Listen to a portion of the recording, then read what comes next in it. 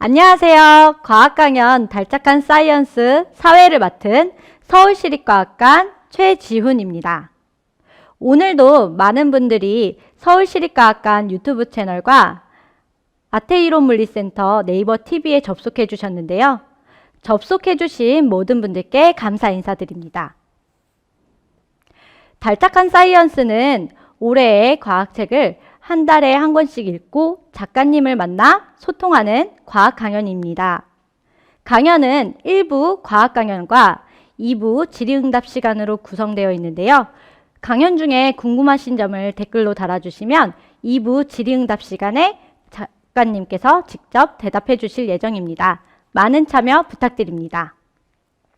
여러분, 그래픽 노블이라는 단어를 들어보셨나요? 그래픽 노블은 만화와 소설의 중간의 형식을 취하는 작품을 말하고 있습니다.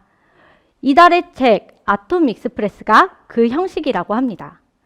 오늘은 조진호 작가님을 모시고 과학을 주제로 만화로 만들어지기까지의 이야기를 들어보려고 합니다. 작가님을 모시기 전 소개해드리겠습니다.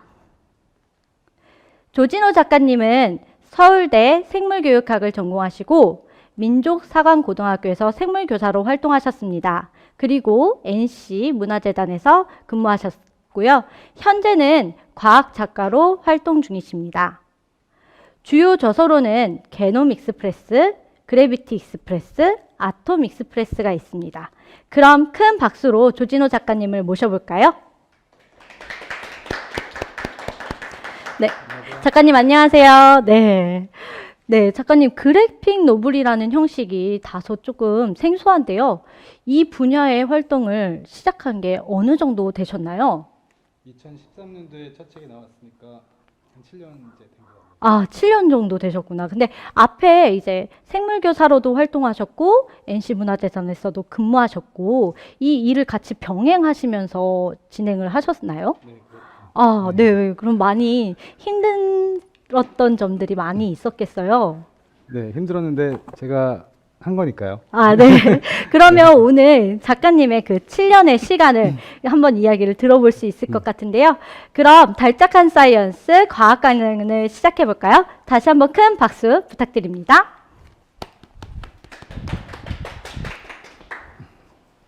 네, 안녕하세요. 조진호라고 합니다.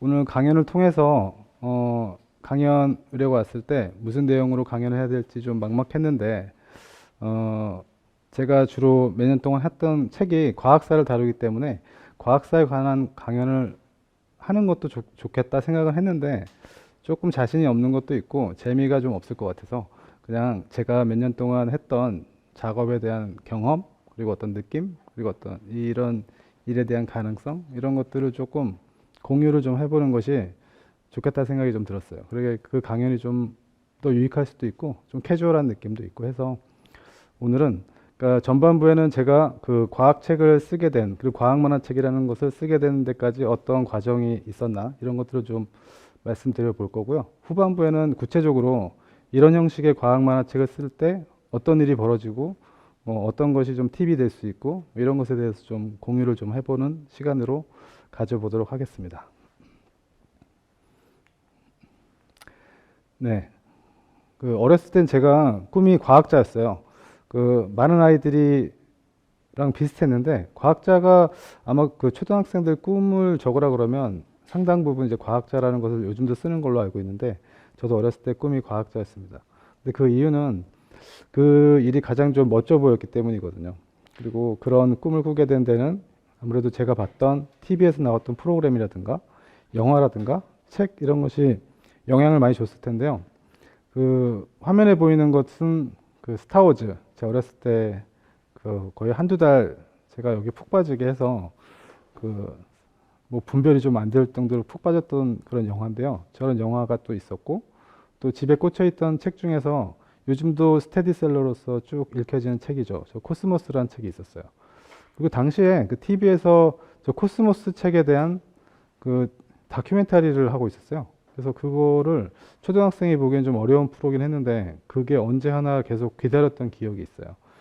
그리고 저기 빨간색 티를 입고 있는 분이 그 진행하는 칼 세이건이라고 하는 유명한 과학자죠. 대중과학자.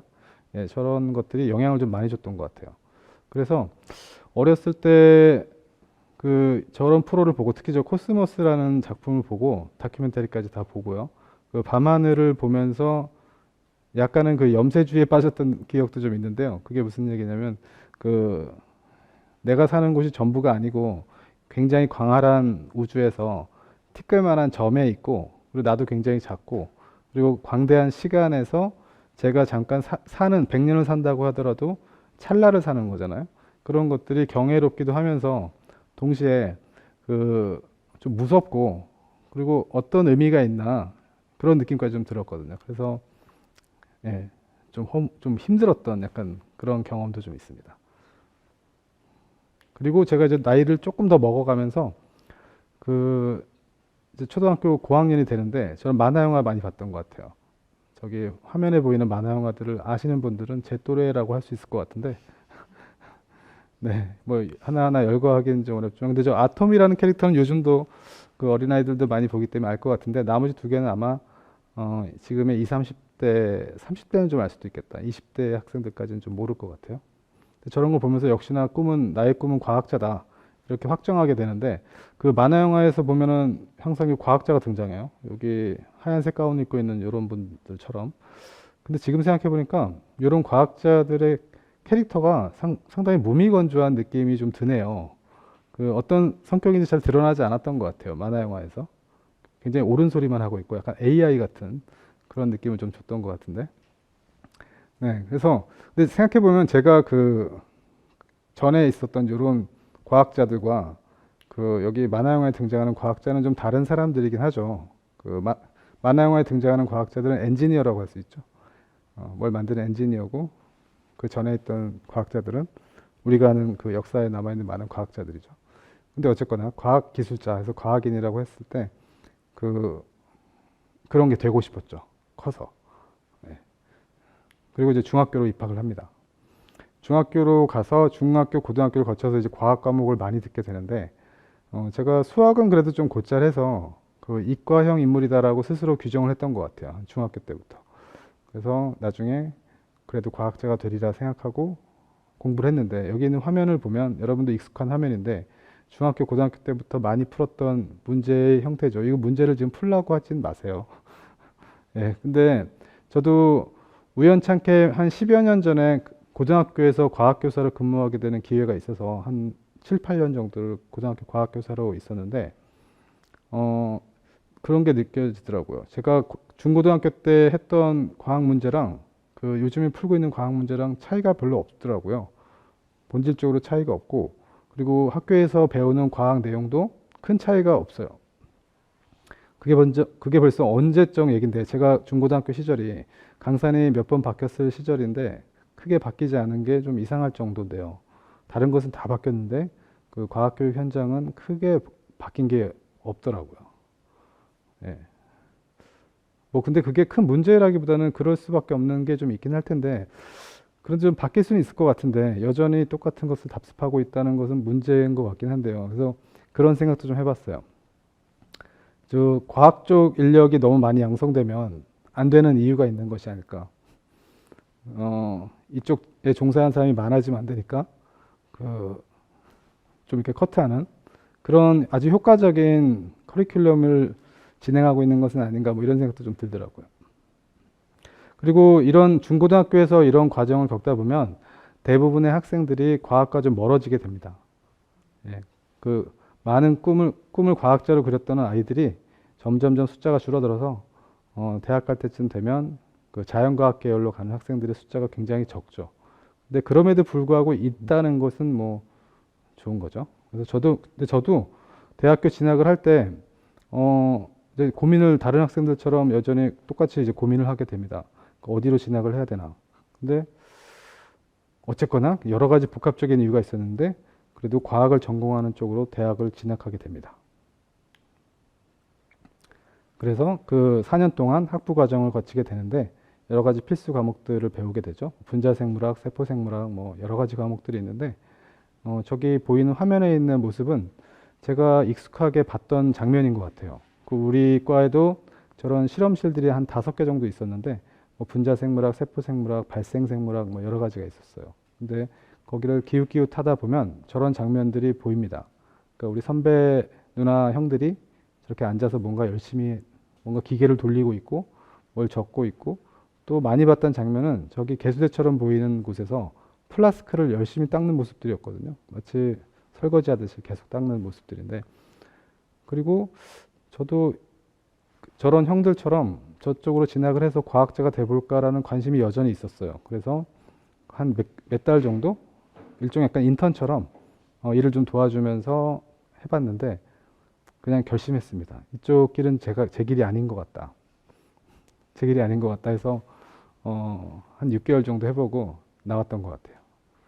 예, 나왔고 당시에 그 소프트웨어 만드는 IT 쪽으로 붐이 확 일어날 때였는데 저도 이제 뭐 코딩 같은 거 배우고 뭐 그래픽 툴 다루는 거를 개인적으로 취미 삼아 하고 있었는데 그쪽 일이 좀 재밌다는 느낌이 있어서 대학원을 그 교육과학 하는 쪽으로 진학했어요.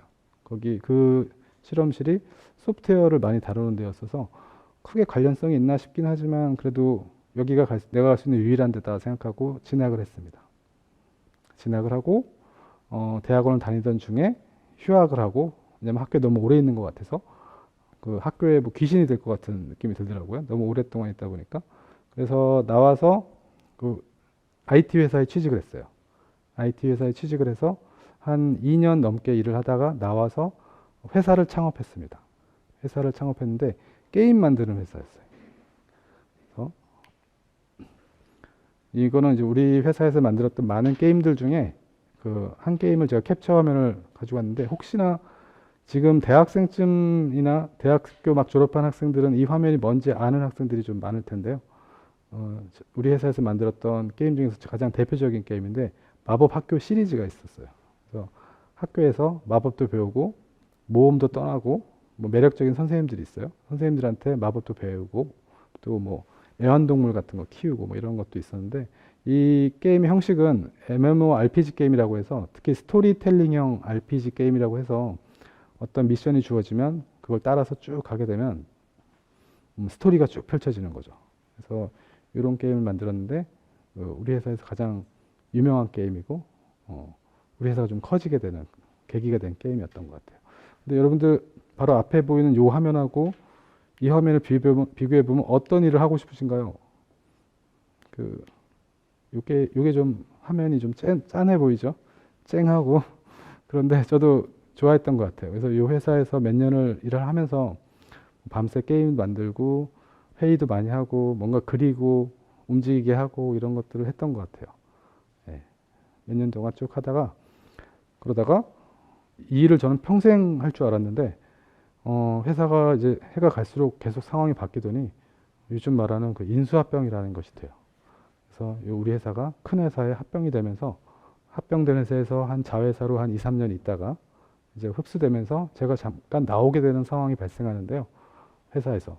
그리고 그 하지 못한 공부를 마저 하고 있었어요. 대학원 가서 논문을 쓰고 있었는데 그 강원도 시골에 있는 어떤 학교에서 그 생물교사가 지금 급하게 필요하다는 얘기를 저가 들은 게 아니라 우리 교수님이 듣고 교수님이 그 우리 연구실에 와서 공지를 했는데 그날 집에 돌아가면서 한번 가볼까라는 생각이 불현듯 들어서 그 다음날 교수님을 찾아가서 제가 가보겠습니다라고 했더니 교수님께서 당신처럼 공부를 오랫동안 안 한 사람이 회사 다니던 사람이 그 학교 가서 과학을 어떻게 가르치려고 하느냐 해서 저는 그 밀어붙였죠. 할 수 있습니다. 실망시키지 않겠습니다. 해서 교수님을 쫄라서 그 학교로 가게 돼요. 그래서 갑자기 그 과학 교사가 되는데 근데 물론 그때 과학 교사로서의 태도가 진지하지 않았기 때문에 저 스스로도 한 길어야 1, 2년 정도 근무를 하고 나오려고 했는데 생각보다 좀 오래 있었어요. 한 7, 8년 정도? 7, 8년 정도 있었던 것 같습니다.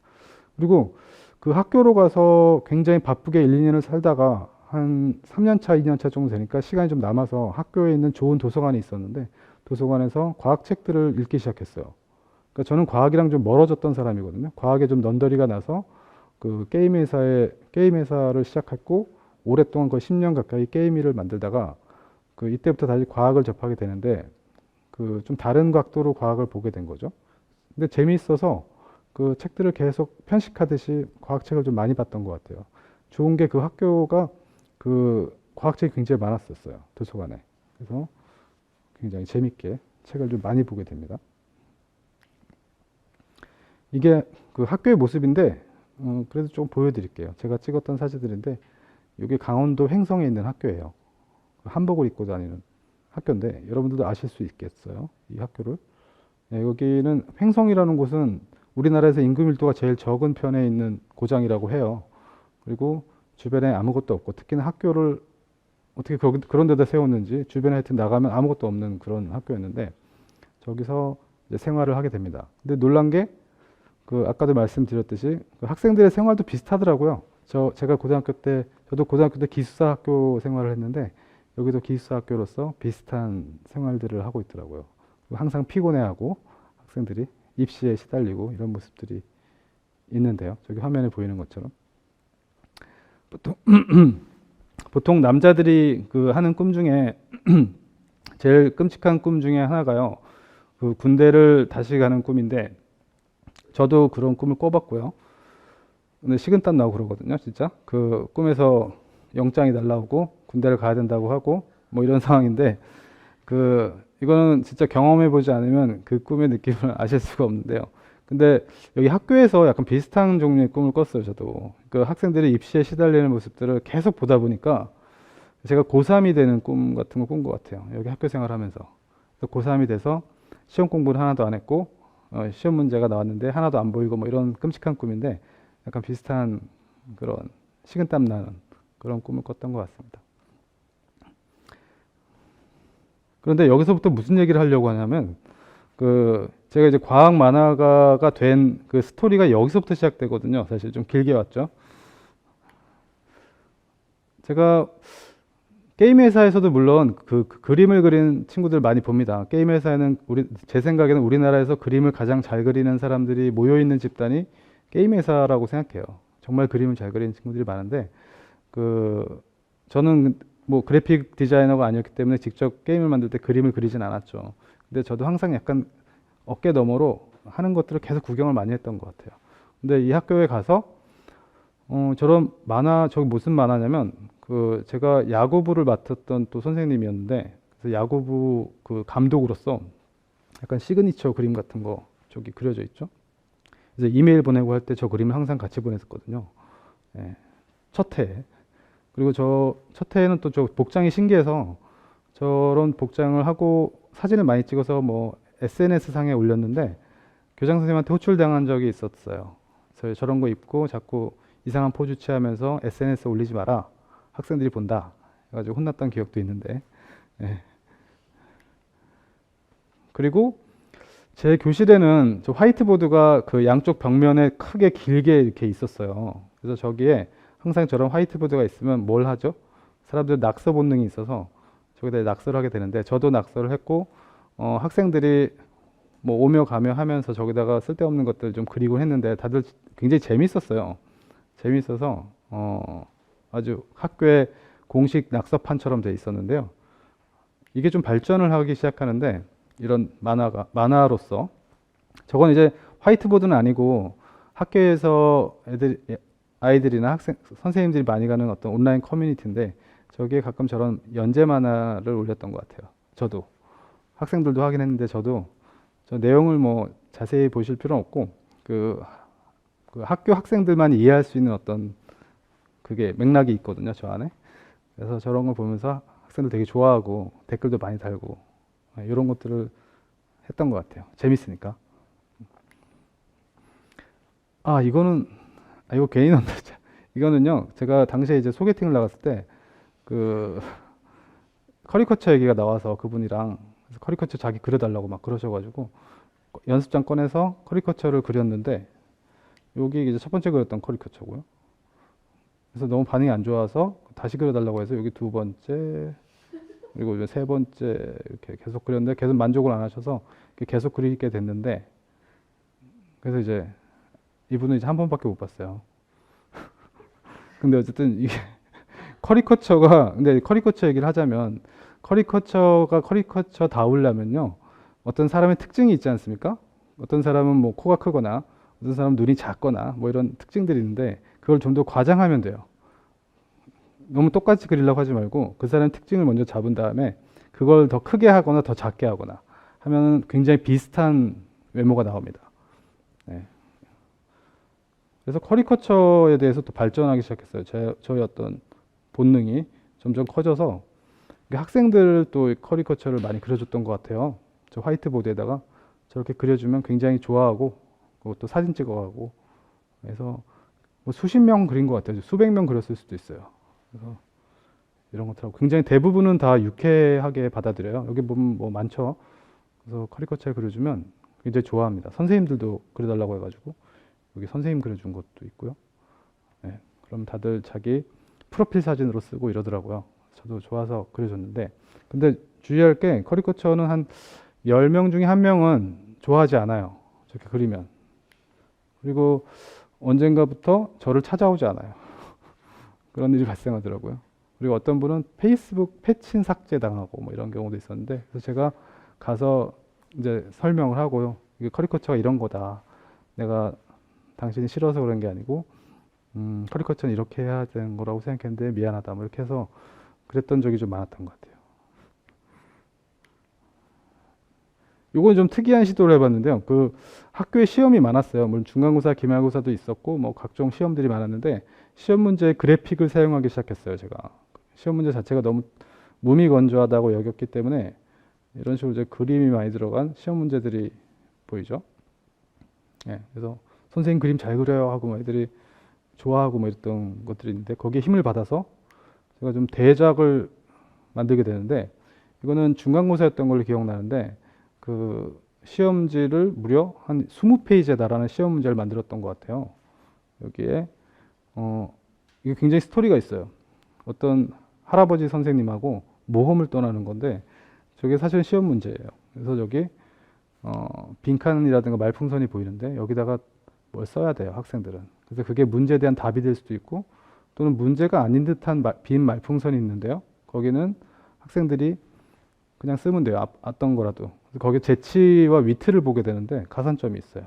그래서 이게 한 20페이지 가량 되는 대작이었고 거의 열흘을 걸려서 제가 만들었던 기억이 있습니다. 그래서 굉장히 근데 이게 통과를 했어요. 또 선생님들 다 교장 선생님까지 사인을 해주셔가지고 거의 이게 시험 문제로 나왔고 굉장히 뿌듯하게 아이들의 피드백을 기다렸죠. 여기 보면 엄청나요. 여기 스토리가 막 장구한 스토리가 막 벌어지는데 뭐 다리를 건너다 빠지기도 하고 뭐 이런. 네. 그래서 이게 반응이 좋으면 2탄, 3탄을 만들려고 했는데 그래서 제가 아이들의 피드백을 기다렸어요. 근데 아무도 얘기를 안 하더라고요. 그래서 이럴 리가 없는데 해서 학생들한테 얘기해서 시험 문제 어땠냐고 물어봤더니 좋았습니다 이러더라고요. 아니 근데 이게 아닌데 생각했는데 당시에 이제 그 학교 1년차 교사로서 그 학교의 분위기를 파악을 아직 못하고 있을 때였는데 그 중간고사, 기말고사나 이런 게 우리 어렸을 때처럼 그런 시험이 아니라 바로 입시하고 연결되기 때문에 굉장히 신경이 예민해져 있고 그 압박감이 엄청납니다, 애들이. 그래서 이런 시험 문제를 이렇게 음미할 시간이 없던 거죠. 그래서 저도 약간 시큰둥한 반응에 이게 처음이자 마지막 장편 시험 문제로 남았던 것 같아요. 예. 근데 어쨌든 제가 제 힘으로 가장 긴 만화를 그려본 시작점이 됐어요. 네, 그리고 뭐 또 이거 말고도 되게 많아요. 만화와 관련된 게. 그래서 한 2년차, 3년차 됐을 때는 네, 제가 학교에서 만화 그림 그리는 선생님으로 자리매김하게 되는 그런 게 되는데요. 저 화이트보드가 있다고 했죠. 거기에 이렇게 제가 첫 번째 컷을 그리면 학생들이 와서 두 번째 컷, 거기에 또 이어지는 세 번째 컷을 다 각기 다른 학생들이 와서 릴레이 형식으로 만화를 그려가는 게 있는데요. 이 화이트보드가 기역자로 돼서 굉장히 길거든요. 근데 저렇게 각자 다른 학생들이 스토리를 써가니까 스토리가 어떻게 되겠습니까? 산으로 가고 막 그러는데 그런데 그 자체가 되게 재밌었어요. 너무 재밌어서 이건 또 유명한 스토리 릴레이 만화가 돼가지고 학생들이 와서 구경도 많이 하고 사진도 찍어가고 그랬던 기억이 있어요. 근데 정말 기발라요, 스토리가. 재밌어요. 되게 재밌습니다. 예, 뭐 이건 조금 확대한 건데. 그리고 그림도 굉장히 잘 그리는 학생들이 많아요. 그림 너무 잘 그려서 제가 가끔 깜짝 놀라는데. 네, 그리고 학생들한테 아예 그냥 만화를 그려봐라 하고 그냥 돗자리 멍석을 깔아줘 봤는데, 그러니까 그 어떤 주제로도 상관없다. 그림을 그려라 했더니 학생들이 만화를 그리는데 너무 잘 그리더라고요. 아마 많은 사람들이 대부분 만화가 본능을 다 갖고 있는 것 같아요. 우리가 만화가는 특별한 사람이 하는 건가라는 생각을 하실 수도 있는데 그게 아닌 것 같습니다. 가끔은 본인이 난 그림 잘 못 그린다. 그래서 만화가와 거리가 멀다라고 생각하는데 그림을 못 그려도 만화가가 될 수 있어요. 예, 그리고 못 그린 그림이 더 웃기던데요. 사실 웃긴 그림이 좀 되기 때문에 학생들 그림 만화 보면 기가 막힙니다. 그림도 기본적으로 잘 그리는 학생들 많고 이 스토리를 전개시키는 연출력이 대단하더라고요. 예, 제가 자료를 너무 다 주옥 같은 자료들이라서 다 모아놨었어요. 그런 것들 되게 잘 그려요. 이것도 과학 만화 그려보라고 하니까 이렇게 코페르니쿠스 나오고 하는 것 같은데 저런 만화도 그리고 또 굉장히 심오한 만화를 그리는 학생들도 있었어요. 어떤 뜻인지 잘 모르겠는 저런 만화인데 본인이 하고 싶은 얘기가 있겠죠. 네, 이런 만화들. 뭐 이런 만화도 있었어요. 예. 예, 시간 있으면 다시 보고 싶은데 이렇게 진행되는. 예. 그리고 요즘에 그 아이들이 기본적으로 만화를 굉장히 많이 보잖아요. 웹툰도 있고 그 접하는 시간이 많기 때문에 기본적으로 그것이 학습 효과가 있었던 것 같습니다. 굉장히 만화를 잘 그려요. 이런 한 컷으로 된 만화도 있었고, 예, 이런 만화들 뭔가를 표현하고 싶은 거죠. 네. 그래서 제가 생각했어요. 그렇게 낙서만 하고 있지 말고 그 책을 그냥 써볼까 이런 생각이 들었는데 처음엔 만화까지 하기에는 조금 부담이 돼서 그림이 많이 들어간 과학책을 써보려고 했었습니다. 근데 제 주변에 가장 가까운 사람들 중에 특히 제 친여동생이 만화가예요. 그 만화가 생활을 꽤 오래 한 나름 유명한 만화가인데 여기 제 동생 조주희 작가의 대표작들이 좀 보이는데요. 뭐 요즘 연재하고 있는 만화도 있고 연재가 끝난 만화도 있어요. 아시는 분들도 있을 것 같아요, 제 생각에. 그래서 조주희 작가랑 또 집도 가까워서 제가 자주 가는 카페가 있는데 거기 가면 동생이 항상 그 만화 일을 하고 있었어요. 그래서 얘기 많이 하고 그런 편이거든요. 근데 어렸을 때 뭐 나도 그림을 좀 곧잘 그리고 이런 거 동생이 잘 아니까 그런 과학 그림책보다는 과학 만화책을 써보지 않겠느냐 이런 얘기를 좀 많이 했던 것 같아요, 동생이. 근데 처음에는 뭐 그냥 흘겨들었는데 나중엔 그냥 그래볼까라는 생각을 했던 것 같습니다. 동생이 좀 자극이 많이 됐던 것 같아요. 그래서 한번 써보겠어 해서 이제 말을 하고 책을 썼습니다. 이렇게 첫 번째 책이 그 어메이징 그래비티라는 타이틀을 갖고 있는 책이었는데 이게 첫 번째 책이 됐죠. 그리고 그래비티 익스프레스라고 하는 저 책은 나중에 개정판이 나와서 출판사가 다른데 그래서 똑같은 책이에요, 사실은. 이렇게 됐는데 첫 번째 책이 나오자마자 제가 일부러 하긴 좀 그렇게 한데 큰 반향을 일으켰어요. 그 학계로부터도 칭찬을 많이 받고 뭐 대중적으로도 과학책으로서 상당히 주목을 많이 받았습니다. 그래서 저 때의 느낌이 되게 신기하더라고요. 좀 비현실적인 느낌이 좀 들기도 했어요, 스스로. 아니 내가 작가라니.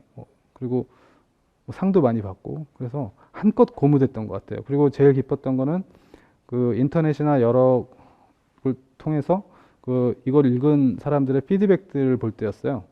그때 굉장히 내가 쓰려는 의도를 상당히 공감하고 있구나 이런 느낌도 많이 받고 또 칭찬을 하게 되면 칭찬을 받으면 기분이 너무 좋잖아요.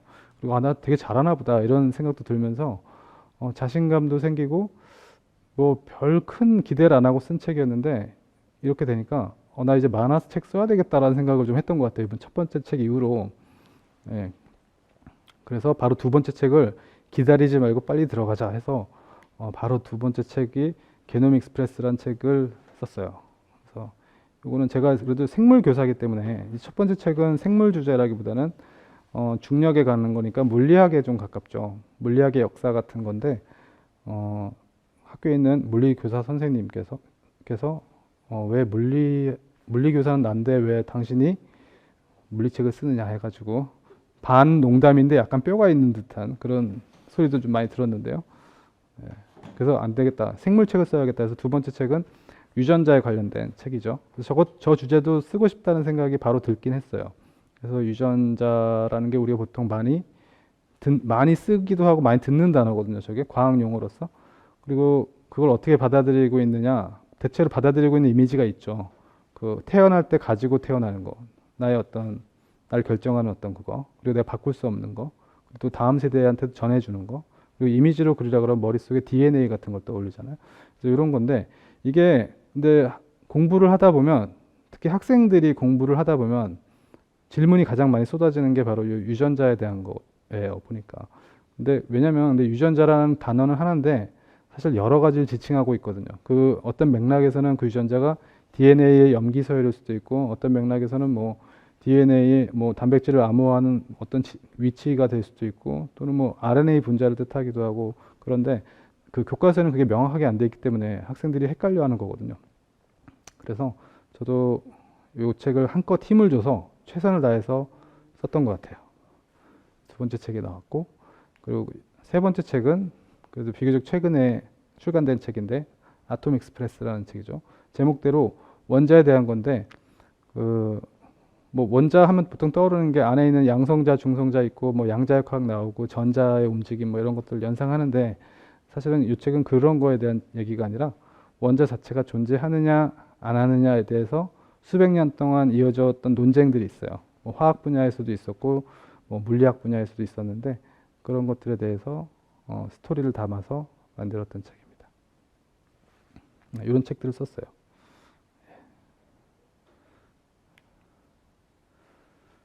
그래서 그렇게 됐습니다. 그래서 첫 책을 쓴 지가 지금 한 7년이 됐고 곧 나오는 책이 있는데요. 제가 할 일은 다 했고 출판사에서 지금 교정 편집을 하고 있는데 한 2달 정도 소요가 되면 네 번째 책이 나오는데요. 그건 에볼루션 익스프레스라는 책이에요. 그러니까 생명의 진화에 대해서 다루고 있죠. 당연히 다윈이 나오고요. 예, 그 책이 곧 출간이 됩니다. 네. 그래서 여기까지가 제가 만화책을 쓰게 된 것까지의 과정인데요. 아마 과학교사로 일하면서부터 계기가 된 것 같아요. 과학교사로서 일을 하지 않았으면 아마 게임 업계에서 계속 지금도 일을 하고 있을 텐데, 아마 좀 힘들지 않았을까. 과학 만화책을 쓰진 않았을 것 같아요. 고등학교 교사로 일하면서 그렇게 됐고, 약간 내적으로 뭔가 만화책을 써야겠다는 생각이 든 것 같아요. 사실 학교에서 근무를 할 때 게임을 만들어 볼 생각도 했어요. 혼자서도 만들 수는 있으니까. 근데 게임을 만드는 거는 만들 수는 있되 좀 내가 바라는 게임이 안 나올 것 같아서 차선책으로 정한 게 바로 이 만화책인데, 제가 만화책 작업을 쭉 해보니 게임 만드는 것과 비슷한 게 되게 많아요. 비슷한 게 많고, 그때 게임 개발자로서의 경험이 고스란히 좀 묻어 나오는 형식의 책이 되지 않았나 이런 생각이 좀 듭니다. 네. 그래서 사실 전반부 내용이 끝났고요. 지금까지 과학을 다시 만나게 된 그런 스토리고, 후반부 강연은요. 제가 이 책을 쓰면서 느꼈던 여러 가지 것들이 있어요. 그 느낌도 있고 경험도 있고 약간 팁 같은 게 될 수도 있는데 그런 것들에 대해서 조금 공유하는 시간을 갖고 후반부 강연을 마무리해 볼게요. 먼저 이 만화책이라고 하는 그 단어 안에는 만화책의 종류는 사실 너무 많아요. 정확히는 그 작가별로 다 다른 형식의 만화를 쓰게 되는데 저도 저 나름의 방식들을 스스로 개발하게 되더라고요. 그래서 어떤 과정을 거쳤나 잠시 둘러볼게요. 저는 과학 만화책이기 때문에 일단 책을 좀 많이 봐야 됩니다. 자료 조사 시간이 좀 많아요. 그래서 책을 좀 많이 봅니다. 이거 주제를 먼저 결정하는 게 일인데, 주제를 뭐 중력으로 정했다 그러면 중력 관련 책을 닥치는 대로 좀 보는 것 같아요. 그러니까 시간이 좀 필요합니다. 그리고 그걸 머릿속으로 계속 보면서 스스로 소화도 당연히 해야 되고 완전히 내 것으로 만들어야 되는 그런 게 있거든요. 그래서 책을 많이 보고 시간이 많이 들어야 되고, 그리고 뭐 영화를 보거나 책을 보거나 뭐 가능하다면 여행을 가거나 이런 것들은 너무 소중한 것 같아요. 특히 작가로서의 삶을 살고 싶다고 하는 친구들이 있다면 그런 것들은, 왜냐면 그게 다인 것 같습니다, 사실은. 어떤 글을 쓰는 스킬이라든가 이런 것들보다 더 중요하다고 생각돼요. 그리고 과학 만화책이기 때문에 이렇게 러프한 아웃라인부터 만들어 가면서 점차 자세한 목차로 파고 들어가는 일들을 하게 되더라고요. 그리고 나중에 이제 글을 쓰게 되는데 그 목차가 굉장히 자세한 목차가 나오는데 뭐 몇 페이지에 걸치는 자세한 목차가 만들어지거든요. 그럼 느낌상 책을 거의 쓴 것 같은 느낌이 들어요. 아, 나 이제 요거 목차대로 그냥 글을 써서 만화로 그리면 끝이네 이런 생각이 드는데 제 경험으로는 여기까지 한 거는 사실 아무것도 안 한 거더라고요. 예, 글을 써야지만 이제 쓰게 되는 겁니다.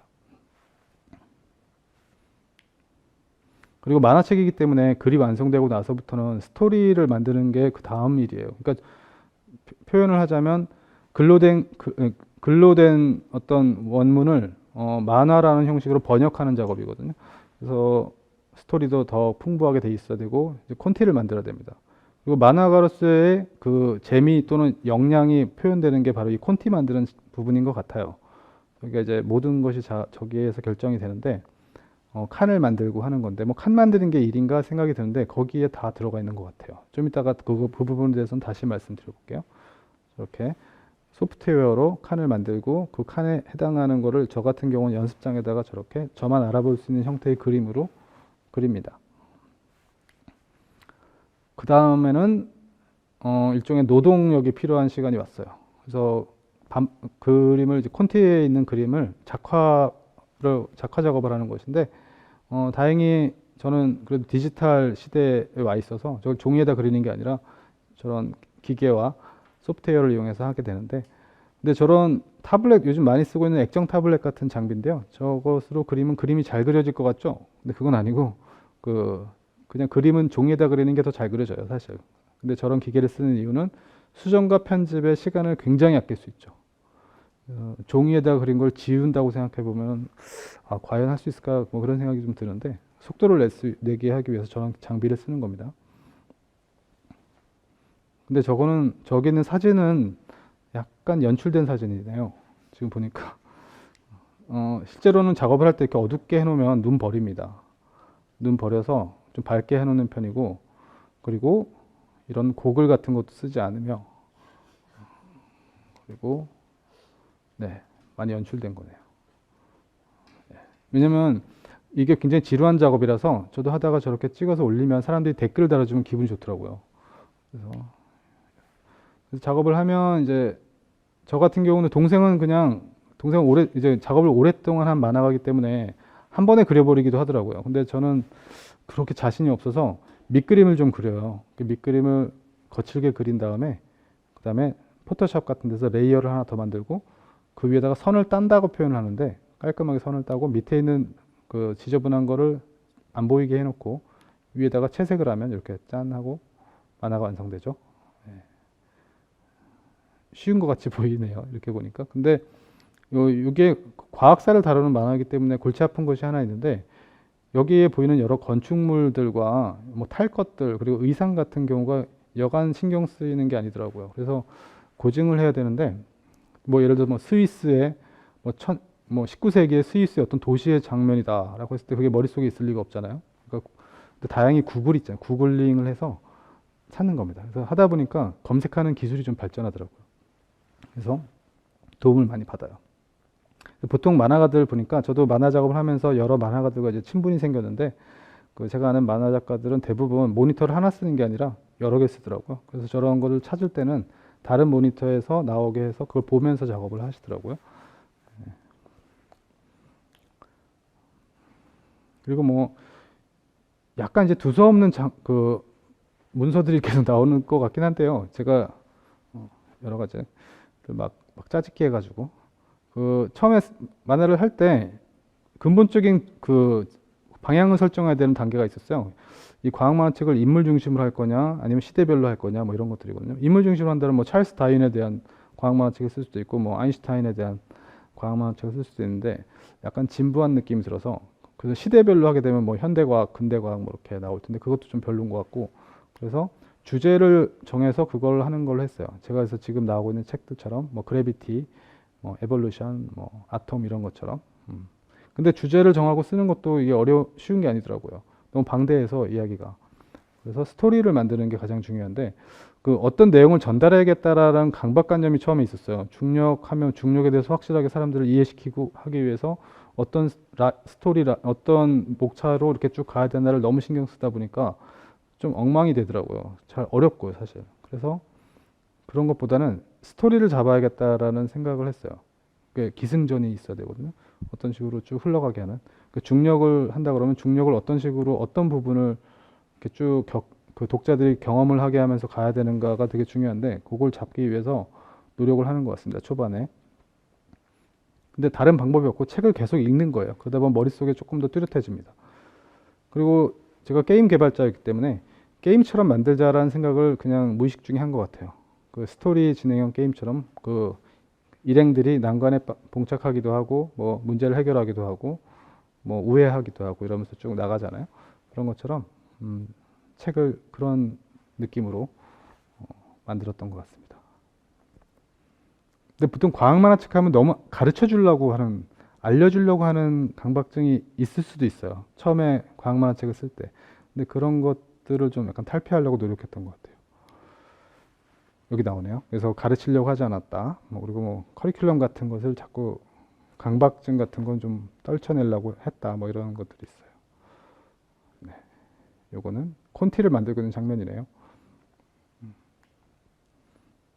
그리고 그 어드벤처물을 이제 추구했는데 그럼 무엇을 향해서 모험이 펼쳐지는데 사람들의 생각을 쫓는 방식으로 했던 것 같습니다. 그 사람들의 머릿속이 하나의 장소라고 보면 되는데 그것을 이렇게 넘나들면서 쭉 진행되는. 그리고 저는 기계 같은 걸 좀 좋아하는데 기계 중에서 특히 약간 매력적이라고 생각하는 기계가 그 산업혁명 때 나온 시절의 어떤 기계들처럼 증기기관으로 움직이는 거에 대해서 약간 매력이 좀 있거든요. 그래서 그런 것들 때문에 그 증기기관차가 등장을 많이 하죠. 그래서 제 책 시리즈의 제목이 또 뭐뭐 익스프레스 이렇게 되는데 그런 옛날 기계에 대한 좀 그게 있는데 그래서 제 책에도 보면 모험을 떠날 때 주로 이용하는 게 기차가 많이 등장하죠. 예. 사람들의 생각에서 생각을 넘나들 때 기차를 타고 갑니다. 그리고 간접 체험. 제 책 과학 만화책의 어떤 추구하는 거는 간접 체험입니다. 그 독자들이 실제로 그 과학자가 된 것처럼 생각하고 따라가는 그런 걸 했던 것 같아요. 그리고 과학자가 생각하는 거를 체험하기도 하고 과학자가 느꼈던 감정도 역시나 느껴지도록 하면 좋겠다라는 생각을 한 것 같아요. 이 부분은 뭐냐면 그 처음에는 과학 만화책 막 쓰다 보니까 제가 공부한 많은 것들을 잔뜩 우겨 넣어주고 싶은 그런 생각에 많이 휩싸였던 것 같아요. 그러다 보니까 책이 너무 밀도가 높아져서 그 독자를 그럼 지치게 만드는데 그래서 저게 중요하다는 걸 느꼈어요. 여백을 좀 많이 줘야 되더라고요. 책에. 그러니까 그 큰 의미가 없는 꼭 뭘 이렇게 기억해야 되는 게 없는 부분들을 넣어야 되더라고요. 근데 이게 그 뒤로 제가 만화 작업을 하고 나서 뭐 여전히 예전에 그랬던 것처럼 애니메이션이라든가 영화를 보게 되잖아요. 근데 그런 영화나 애니메이션에도 이런 부분들이 많이 있더라고요. 여백, 그리고 욕심을 버려야 되는 거. 이건 모든 작가들이 아마 공통사항일 것 같은데 하다 보면 자신의 어떤 기량과 자신이 알고 있는 것들을 한껏 자랑하고 싶은 생각이 좀 들 수 있어요. 자연스럽게. 근데 그런 것들을 버리고 사실 편집하는 것이 중요한 것 같아요. 무엇을 버릴까를 잘 버리는 거. 이게 굉장히 중요하다는 걸 느꼈어요. 그리고 밸런스 조절이라는 약간은 생소한 단어가 보이는데요. 저건 사실 게임 만들 때 굉장히 중요한 건데요. 어떤 게임을 만들 때 보통 개발 기간만큼 드는 게 그 게임의 밸런스를 조절하는 기간이거든요. 그래서 그 내부적으로 이게 뭐 예를 들어서 뭐 어떤 그 종족 간의 파워의 어떤 균형이 무너지진 않나? 이런 상성이라고들 많이 하죠. 그리고 뭐 너무 어렵진 않나? 난이도가 너무 쉽지 않나? 그리고 너무 시간이 오래 걸리지 않나? 뭐 이런 여러 가지가 있는데 그런 것들을 잘 조절하는 거. 이게 굉장히 재미있는 게임을 만드는 비결인데요. 근데 개발자들도 이거에 대해서 굉장히 정답이 없기 때문에 엄청 노력하고 그리고 게임이 완성되고 나서도 일반 유저들한테 뭐 테스트를 보통 하게 하죠. 베타 테스트 뭐 이런 거 있는데 그래서 굉장히 힘을 많이 쏟는 부분인데 그 과학 만화책이기 때문에 저런 밸런스 조절이 중요한 것 같아요. 안 그러면 그 독자들 읽을 때 지치고 너무 어렵거나 또 너무 쉬워도 좀 그렇고 제가 지향하는 약간 과학책은 사실 이건 만화책뿐만 아니라 과학책인데요. 머리가 살짝 뻐근한 책이 좋은 것 같아요. 저는 개인적으로 과학책이. 그러니까 너무 쉬운 것보다는 또 너무 어려워서 너무 힘든 것보다는 약간 적절한 그 경계선에 있는 책이 좋은 것 같거든요. 저도 그거에 좀 신경을 많이 쓰는 것 같아요. 이거는 이제 작업자로서의 자세인데 그 하루에 한 페이지를 그리더라도 매일 그려야 된다 뭐 이런 거인데요. 사실 이거는 뭐 창작 작업을 하시는 많은 분들이 그런 게 있죠. 어떤 날은 일이 너무 안 될 때가 있거든요. 너무 안 돼서 이렇게 안 되니까 이게 앉아서 있어봐야 소용없으니 어디 뭐 놀러 갔다 온다 뭐 이런 생각을 하게 되거든요. 한 이틀 정도 어디 가서 뭐 바닷바람을 쐬고 오면 일이 너무 잘 될 것 같은 그런 생각이 들어요. 그래서 저도 그래 본 적들이 있습니다. 그래서 뭐 강릉 바다에 갑자기 간 것 같아요. 겨울이었는데 그 경포대에 이렇게 걸으면서 너무 추워서 이게 콧물 줄줄 흘리고 이랬던 기억이 있는데 이틀 동안 그냥 춥다가 온 것 같아요. 춥다가 왔고 그 다음 작업엔 아무 도움이 안 되는. 네, 그래서 제 생각엔 그 일을 빨리 해치우기 위해선 그냥 우격다짐으로 하는 게 맞는 것 같습니다. 네, 그리고 굉장히 즐거워야 된다는 거. 그 즐겁지 않고 고통스러우면 책도 그렇게 되더라고요. 네, 뭐 행복해야 된다. 뭐 그리고 요거는 그 제가 작업해 보니까 되게 중요하다고 생각하는 거 지금 한 두세 가지를 말씀드리는 건데 근데 이게 제가 말하는 게 꼭 정답은 아닐 수 있어요. 근데 제가 느끼는 거거든요. 그 컷 분할이 되게 중요하더라고요. 아까도 말씀드렸는데 그 콘티를 작성할 때 하는 건데 이 칸을 이게 출판용 만화 같은 경우는 이렇게 형식이 있죠. 이렇게 왔다 갔다 하면서 이렇게 읽게 되고 요즘 웹툰 같은 경우는 이제 위아래로 보통 스크롤을 쭉 하게 되는데 그 두 개의 형태가 좀 다를 수 있어요. 연출이. 근데 출판 만화 같은 경우는 좀 독특하게 읽는 방식이거든요. 이렇게 지그재그로 이렇게. 그랬을 때 저 컷들을 어떻게 배치하고 어떤 크기로 어떤 형태로 하느냐 그리고 어떤 장면을 세 컷으로 분할하느냐 두 컷으로 분할하느냐에 따라서 완전 달라지거든요. 그 느낌이. 그래서 그거는 어떤 정답이 있는 게 아니라 그 작가의 개성이 좀 묻어나오는 거고 작가의 의도가 좀 나오는 거죠. 저 컷 분할에서. 그래서 저게 근데 배워서 되는 건 아닌 것 같고 여러분들 만약 만화를 좀 본격적으로 하고 싶다 하면 어떤 적당한 분량의 책이든 아니면 웹툰이든 그거를 끝까지 완성해 보는 게 큰 도움이 될 것 같아요. 누구한테 배우는 것보다는 스스로 배우는 게 훨씬 더 많이 배우더라고요.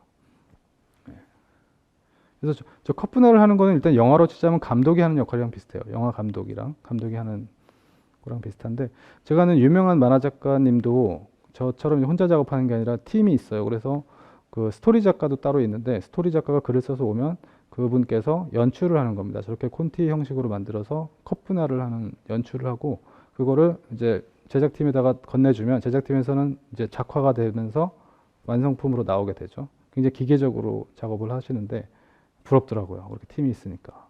근데 예, 가장 중요한 부분이기 때문에 그거를 그 작가님께서 하시는 거죠.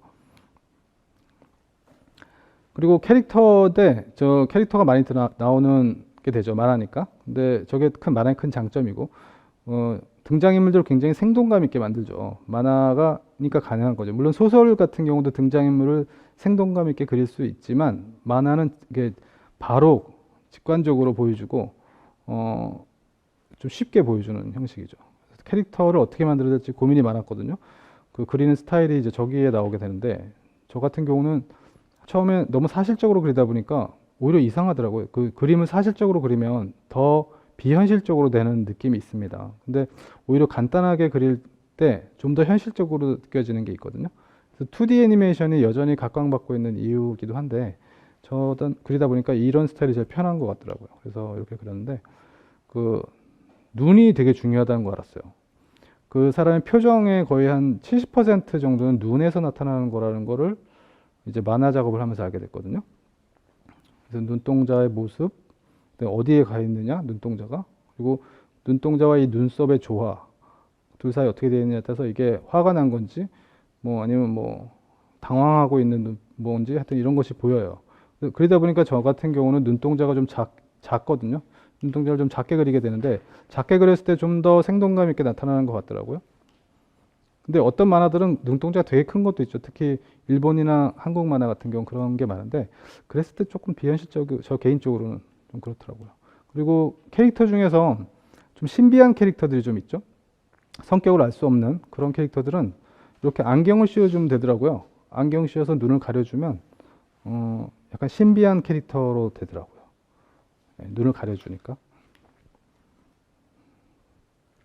그리고 또 이런 것들이 있어요. 그 출판 만화 같이 이게 페이지에 여러 컷이 들어가는 경우는 이 한 페이지 안에서 이것들을 어떻게 골고루 배치하느냐가 중요해요. 그러니까 예를 들어서 어떤 컷에 너무 자세하게 그리고 어떤 컷은 되게 횡하면 전체적으로 이 페이지가 좀 안 이쁘게 되거든요. 이쁘지 않아요. 그렇기 때문에 이 밀도를 적절히 조절하는 게 되게 중요하다는 걸 알게 됐어요. 그리고 뭐 하다못해 여기 컷을 나눌 때 여기 박스가 있죠. 박스의 두께가 그 선의 두께하고 실제로 여기 그려지는 그림의 두께랑 비슷한 게 조화롭더라고요. 만일에 이 박스가 되게 두껍고 안에 있는 그림은 되게 얇은 선으로 그리면 좀 이상해요. 근데 저만 느끼는 게 아니고 그 제 여동생 조지희 작가하고도 얘기해 보니까 그게 맞다고 하네요. 그리고 아이고 네. 그리고 여백이 필요하다는 거. 네. 그리고 이 말풍선이 되게 중요해요. 생각보다. 여러분들. 그 말풍선을 보통 그 초보 만화가들한테 아니면 학생들한테도 그렇고 뭐 만화 그려봐 이렇게 하면 처음에 말풍선을 전혀 고려하지 않고 일단 그림부터 그리기 시작하거든요. 그리고 말풍선은 나중에 작업을 하게 되죠, 보통. 근데 그러면 말풍선을 어디다가 넣어야 될지부터가 일단 어려워지고 그리고 굉장히 미적으로 되게 그 망쳐요. 그 그림을. 그래서 그 콘티를 작성할 때부터 이 말풍선을 하나의 오브젝트로 봐야 됩니다. 다른 그림들의 요소처럼 똑같이 하나의 오브젝트로 보고 어디다가 위치하고 어떤 모양으로 위치한 건지를 계획해야 돼요. 예. 그게 중요하다는 거. 그리고 그 만화 작업할 때 대부분은 고통의 시간입니다. 뭐 모든 창작 작업이 마찬가지지만 거의 95% 아니 98% 정도는 이제 고통의 시간이고 근데 즐거울 때가 가끔 있긴 해요. 근데 그 중에 하나가 이 캐릭터 만들 때인 것 같습니다. 사실 이거는 이제 게임을 제가 오랫동안 개발해서 그런 것도 있는데 게임 개발할 때 되게 중요하고 좀 다들 즐기는 부분이 바로 캐릭터를 창조할 때거든요. 그래서 저도 이 등장인물들을 만들 때가 좋은데 등장인물들이 다 성격이 달라야 돼요. 그 구분이 돼야 됩니다. 성격이 전부 다 달라야 되고 다 이상해야 돼요. 사실 엄밀히 말하면 성격이 아주 평범하거나 바른 생활 할 것 같은 캐릭터는 그 스토리에 아주 안 좋은 영향을 줘요. 그래서 그런 캐릭터가 있어서는 안 되고 전부 다 약간 이상해야 돼요. 그리고 개성이 굉장히 도드라져야 되고요. 거기에 그 개성에 맞는 외모를 갖추고 있어야 되고 거기에 개성에 맞는 대사를 해야 돼요. 그래서 그런 것들이 중요합니다. 사실 이건 그 스토리북을 만드는 가장 기본적인 요소거든요. 제가 뭐 저만의 경험이 아니라 가장 중요한 건데 과학 만화에서 그걸 간과하는 경우들이 되게 많아요. 과학 만화니까 캐릭터가 다 똑같아요. 그 생긴 것만 다 다르고 뭐 로봇 같아요. 그러니까 제가 어렸을 때 봤던 그 과학 애니메이션, 과학 만화 영화도 바로 그런 룰을 범하고 있죠. 그 과학자는 항상 똑같은 것 같아요. 그러면 이제 쓸모없는 캐릭터가 되는 거죠. 그리고 이거는 약간 제 그건데 그 중요한 스토리가 있어요. 어떤 책을 쓸 때 내가 스스로 생각할 때도 이거는 되게 멋지다 이렇게 생각하는 씬들이 있는데 그런 것들을 간직하고 있거든요. 스토리를 쭉 써나가면서 그리고 어느 위치에 그 씬을 집어넣어야 된다는 거를 이제 생각하고 작업을 하는데 그 스스로 생각했을 때도 그 장면이 너무 멋진 나머지 친구한테 또는 가장 가까운 사람한테 이런 장면을 넣으려고 한다라고 말을 하잖아요. 그럼 갑자기 그 매력이 확 떨어져요. 그 씬에. 그래서 스스로 그 씬은 책이 출간될 때까지 그냥 혼자만 알고 있는 게 좋은 것 같더라고요. 개인적으로. 근데 이런 거랑 비슷한 얘기를 하고 있는 어떤 책을 봤습니다. 거기서 비슷한 얘기를 하더라고요.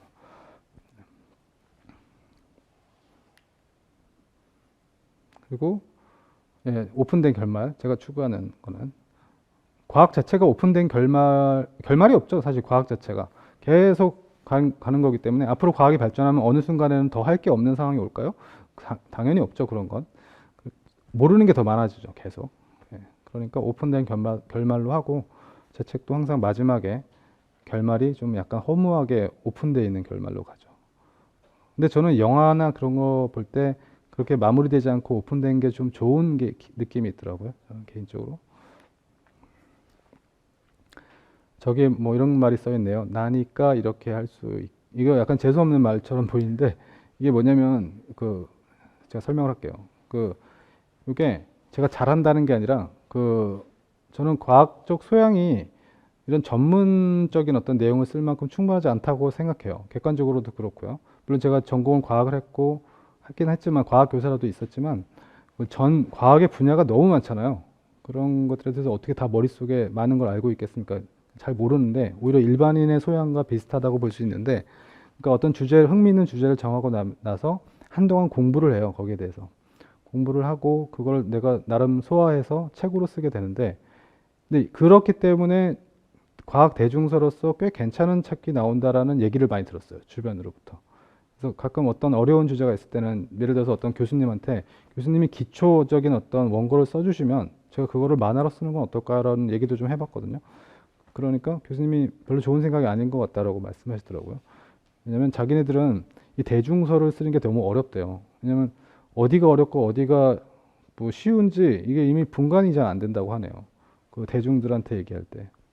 그런데 뭐 조진호 선생님이 하는 거는 굉장히 오히려 좋을 수 있다. 그런 면에서 그러니까 내가 느끼기에 좀 어려우면 대중들도 어렵고 내가 좀 쉽다고 생각하면 똑같이 쉽고 이런 게 적용이 되니까 그래서 괜찮은 책이 나올 수 있다. 그런 얘기였습니다. 네, 그리고 이건 개인적으로 이런 과학 그래픽 책이잖아요. 그러니까 물론 소설도 뭐 비슷하긴 한데 그래픽 책이기 때문에 세세한 것까지 다 그리면서 나가거든요. 하다못해 뭐 그 사람의 머리카락 개수까지 이렇게 기억하고 있을 정도로 이렇게 그리면서 나가니까 거의 몰입도가 있어요, 개인적으로. 그래서 이거를 한 몇 달 또는 뭐 길게는 1년 정도 작업을 하고 나오면 이제 끝내면 마치 그 세계에 들어갔다 나온 듯한 느낌을 받아요. 굉장히 몰입도가 있어요, 작가로서.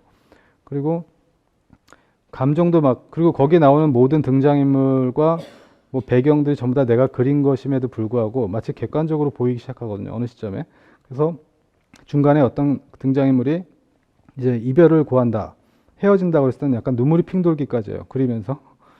약간 사이코 같은데. 근데 그 정도로 좀 몰입하게 되고 어떤 캐릭터에 대해서는 굉장히 호감을 갖게 되기도 하고요. 내가 만들었음에도 불구하고. 그런 경험을 하게 돼요. 만화니까. 네, 그리고 뭐 초반에 힘들다는 얘기. 초반이 힘듭니다. 처음에 예를 300페이지짜리 만화책이라 그러면 초반 30페이지가 너무 힘들어요. 왜냐하면 내가 제대로 하고 있나라는 의심을 계속하면서 하고 있기 때문에 그 막막함 때문에 힘듭니다. 근데 그걸 지나게 되면 좀 할만해요. 가속도가 붙으면. 네. 네, 그리고 제 책을 기반으로 한 약간 영화나 애니메이션 같은 걸 만드는 게 제 목표인 것 같아요. 개인적으로 이 시리즈를 하는 게. 그리고 이 책을 작업하면서 항상 영화를 떠올리는 것 같습니다. 저 개인적으로는. 그래서 이걸 실제 뭐 꿈만 꾸는 게 아니라 진행하고 있어요. 이런 거 관련해서. 그리고 요즘에는 또 이 과학 컨텐츠가 아주 글로벌한 컨텐츠이기 때문에 항상 만들면 이제 전 세계인들이 볼 수 있는 어떤 컨텐츠로서 만드는 게 제 목표입니다. 네, 그래서 오늘 제가 준비한 강연은 여기까지고요. 네, 좀 두서없는 강연이었던 것 같은데 즐거우셨으면 좋았겠고 바로 이어서 조금 있다가 질의응답 시간을 하게 되는데요. 조금만 기다리시면 네, 여러분들과 같이 질문 받고 또 답하고 이런 시간을 갖도록 하겠습니다. 감사합니다.